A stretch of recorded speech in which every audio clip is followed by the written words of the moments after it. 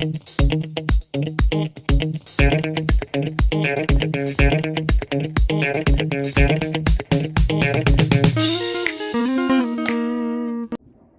there, it's me again. So you all probably recognize the plant that's behind me, right? So the question today is, what will happen if I touch it? Although that one is too easy, right? So let's look at another question that might be a little bit more interesting.